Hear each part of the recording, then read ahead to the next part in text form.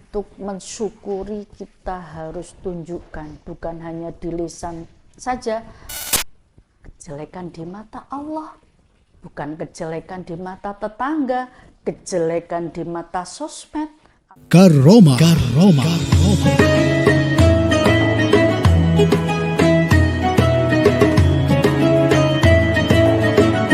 Kajian Ramadan penuh berkah. Karoma.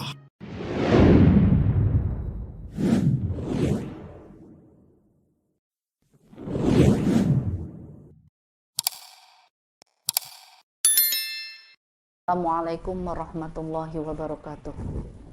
Alhamdulillahirabbil alamin, assalatu wassalamu ala asyrafil anbiya'i wal mursalin sayyidina wa maulana Muhammadin wa ala alihi wa sahbihi ajma'in, amma ba'du. Yang kami hormati sahabat-sahabat Fatayat dimanapun berada, khususnya sahabat-sahabat Fatayat se-Kabupaten Temanggung dan pemirsa dimanapun berada, yang semoga kita semua mendapat ridha Allah. Pertama dan utama, marilah kita unjukkan rasa syukur kita ke hadirat Allah Subhanahu wa Ta'ala yang benar-benar sudah memberikan nikmat serta hidayahnya sehingga kita bisa melewati berbagai macam cobaan, berbagai macam hambatan, sehingga kita sampai detik ini bisa menikmati bulan yang indah, yaitu bulan yang penuh rahmat, yaitu bulan Ramadan. Sholawat dan salam semoga tetap tercurahkan kepada Nabi Muhammad SAW yang benar-benar kita harapkan barokah dari dunia sampai syafaat di akhirat nanti. Wala Nabi sallallahu alaihi wasallam al muhajiru man hajara su'a wal mujahidu man jahada hawahu. Kami dari hadis tersebut kami ingin mengupas tentang bagaimana kita cara menunjukkan bersyukur. Kita diberi kesempatan oleh Allah sampai hari ini bisa menangi bulan Ramadan, menemukan bulan Ramadan dengan kesehatan. Nah, cara untuk mensyukuri kita harus tunjukkan, bukan hanya di lisan saja, tapi harus dengan perbuatan. Ada hadis Kanjeng Nabi yang berbunyi al-muhajiru man hajaro as-su'a. Sopo to muhajir? Siapa to orang yang hijrah? Hijrah maknanya pindah. Yaitu man hajaro, orang yang meninggalkan as-su'a, Allah. Jadi yang dinamakan muhajir itu siapa? Orang yang berani meninggalkan kejelekan. Jadi tadinya jelek pindah menjadi kebaikan, itu namanya muhajir. Wal mujahidu man jahada hawahu. Dan siapa yang dinamakan mujahid? Mujahid itu man jahada hawahu, orang yang benar-benar bisa memerangi hawa nafsu. Sampai ada hadis Kanjeng Nabi yang membicarakan bahwasanya semua orang kalau melakukan taat itu insya Allah semua bisa, tapi kalau untuk meninggalkan larangannya Allah itu sangat-sangat sulit. Contoh, saya berada di depan kamera, secara zahir saya ini melaksanakan taat kepada Allah. Karena apa? Karena saya membaca kitab, kepingin syiar agamanya Allah, kepingin amar ma'ruf nahi mungkar. Itu secara wujudnya saya melakukan taat dan semua orang bisa. Tapi wujudnya saya taat ketika hati saya tidak ikhlas, saya ada pamrih-pamer, ada pamrih dunia, itulah berarti saya tidak bisa meninggalkan perkara yang dilarang Allah. Sulit sekali. Tapi kalau taat, sholat itu wujud dari taat. Tapi ketika sholat, hatinya tidak karena Allah, karena ada pamrih dan sebagainya, berarti kita di dalam taat masih tidak meninggalkan perkara yang dilarang Allah. Jadi taat dan mencegah perkara yang dilarang Allah itu lebih sulit untuk meninggalkan perkara yang dilarang Allah. Nah, makanya muhajir itu siapa? Yang berani meninggalkan kejelekan. Kejelekan di mata Allah, bukan kejelekan di mata tetangga, kejelekan di mata sosmed, atau kejelekan di khalayak umum, tidak, tapi kejelekan di mata Allah. Ketika Allah di mata Allah tengersane Allah itu baik, pasti di depan makhluknya Allah pasti baik.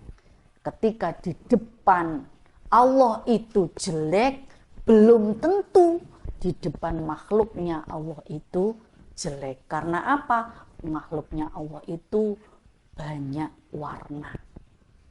Ada yang suka maksiat, bahkan maksiat sekarang menjadi bahasanya malah bangga dengan maksiat. Nah, ketika ada orang, kita berhadapan dengan orang yang bangga dengan maksiat. Contohnya, seorang ibu punya anak gadis, ketika belum punya pacar susah. Tapi ketika punya pacar, anak gadis punya pacar, bisa berboncengan dengan cowok, itu malah bangga. Wah, anakku lo sudah punya pacar, padahal itu maksiat. Tapi zaman sekarang maksiat, tapi kok malah bangga. Nah itu berarti apa? Baik di depan orang, tapi tidak baik di depan Allah. Nah, muhajir man hajara su' wal mujahid man jahada hawahu. Siapa yang dinamakan mujahid? Yaitu orang yang bisa merangi hawa nafsu. Nah, dalam bulan Ramadan ini kita itu dihadapkan dengan hawa nafsu. Hawa nafsu kita sendiri. Karena apa? Karena dalam bulan Ramadan tersebut itu semua setan itu dirantai, dibungkam semua. Jadi ketika kita melakukan maksiat itu karena dari diri kita sendiri, kita tidak bisa melawan hawa nafsu. Kalau bulan Ramadan kita melakukan amal soleh, Allah itu seperti tema yang nomor 1, bahwasanya Allah itu melipat gandakan pahala yang luar biasa. Sampai ada kil segini, ada kil segini, ada kil segini, karena saking banyaknya pahala bulan Ramadan. Tapi jangan salah, ketika ada orang tidak bisa menghormati bulan Ramadan yang mulia ini, bahkan sama Allah maksiat dengan ngedeng bahasanya, dengan terang-terangan, bahkan dengan bangganya melakukan maksiat di bulan Ramadan, Allah pun tidak segan-segan untuk memberi balasan yang dilipat gandakan. Jadi jangan berpatokan, jangan yang dipikir pahala yang dilipat gandakan, tapi maksiat pun itu juga dilipat gandakan oleh Allah. Karena apa? Karena sengaja melakukan maksiat di bulan yang sangat-sangat dimuliakan Allah. Itu kan seperti meremehkan, jarak meremehkan bulan yang dimuliakan, tapi direndahkan dengan perbuatan maksiat yang dilarang oleh Allah. Jadi Allah murka. Jadi marilah kita di bulan Ramadan ini wujud syukur kita bahwasanya kita diberi kesempatan, diberi umur, diberi kesehatan dengan jalan kita menjauhi maksiat. Maksiat itu awalnya dari 7 anggota. Makanya penting sekali kita menjaga anggota tubuh kita, terutama 7. Yang satu mata, nomor 2 lisan, kuping, perut, farji, tangan, kaki. Itu jahanam itu juga, neraka jahanam itu juga mempunyai 7 macam pintu, yang setiap pintu itu punya judul masing-masing sesuai dengan jenis, dikelompokkan orang yang bermaksiat, nanti ada judulnya sendiri-sendiri. Nah, semua maksiat, semua penghuni neraka jahanam itu tidak lain tidak bukan asalnya dari dosa 7 anggota tubuh kita. Mata. Allah memberikan mata kepada manusia itu sebuah kenikmatan yang luar biasa. Kita bisa membaca Al-Quran. Loh, mata diberikan kepada Allah. Allah memberikan mata kepada kita. Kon opo, kon gawe opo toh, itu nikmat. Ketika nikmat harus digunakan sesuai kali perintah Allah, sebab itu nikmat yang diberikan Allah. Kita bisa melihat wajah orang tua kita, bisa melihat wajah anak kita, bisa melihat siap keindahan alam ini karena diberikan nikmat mata yang luar biasa. Kita bisa belajar, bisa membaca dan sebagainya. Makanya nikmat mata harus digunakan sebagai mestinya, jangan sampai kita gunakan tidak sebagai mestinya. Seperti apa? Seperti kita melihat lawan jenis yang bukan muhrimnya, jelas itu haram hukumnya. Jangan dibilang itulah biasalah, dosa-dosa kecil nggak apa-apalah. Orang yang selalu menyepelekan dosa kecil niku mangke suwi-suwi dadi dosa gede. Jangan sering menyepelekan dosa kecil. Apalagi yang sudah bersuami, sudah beristri, ketika keluar atau tidak keluar kok melihat perkara-perkara yang tidak semestinya, lah itu setiap maksiat satu itu akan menjauhkan diri kita kepada Allah.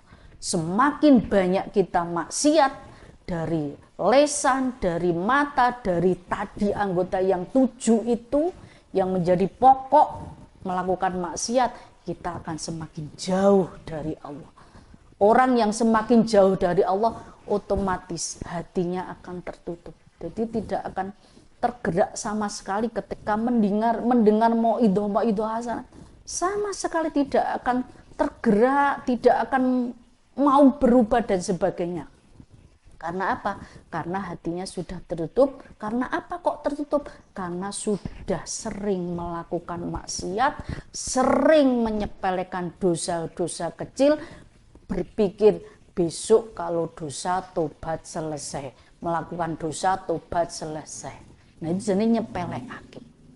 Nah, ini tuh sing bahaya ketika orang selalu menyepelekan dosa, besok bisa tobat, melakukan dosa lagi, besok bisa tobat. Nanti efeknya ke hati. Ketika hati sering melakukan maksiat, semakin jauh kepada Allah, semakin atos hati ini, semakin mati rasa. Ketika mati rasa berarti tidak akan pernah tergoyah dengan kalam-kalamnya Gusti Allah.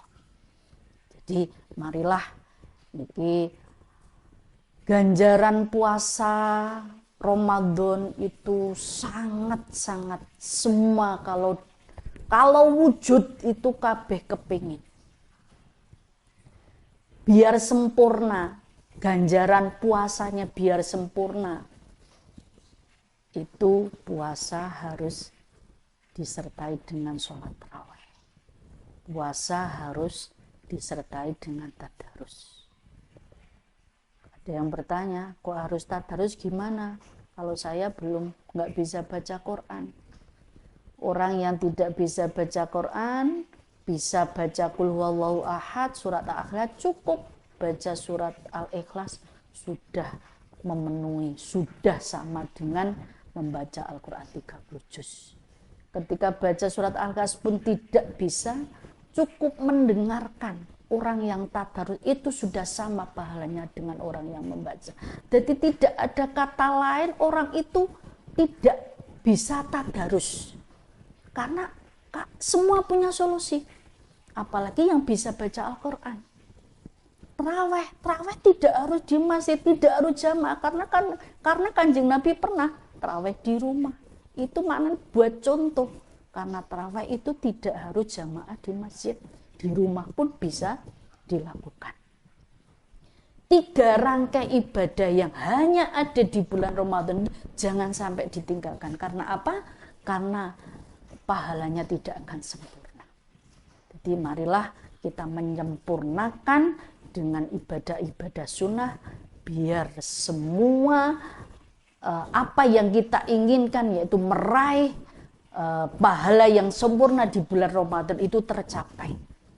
Tidak lain tidak bukan orang mempunyai tanda-tanda amal soleh selama bulan Ramadan itu dikabulkan atau diterima atau tidaknya, itu bisa dilihat setelah Ramadan, Syawal dan seterusnya, itu amal ibadahnya meningkat, semakin meningkat baik atau tidak. Ketika semakin meningkat baik, berarti itu menjadi tanda-tanda amal ibadah selama Ramadan itu diterima oleh Allah. Tapi sebaliknya, ketika setelah Ramadan orang tersebut maksiatnya yang tambah meningkat, amal ibadahnya tambah tidak baik, berarti itu tanda-tanda amal ibadah selama Ramadan iku mardud, maknanya tidak diterima, ditolak oleh Allah. Sekian, itu saja penyampaian dari kami. Saestu kata kekirangan karena keterbatasan ilmu saya. Awal akhir nyun pangapunten, kula akhiri. Assalamualaikum warahmatullahi wabarakatuh.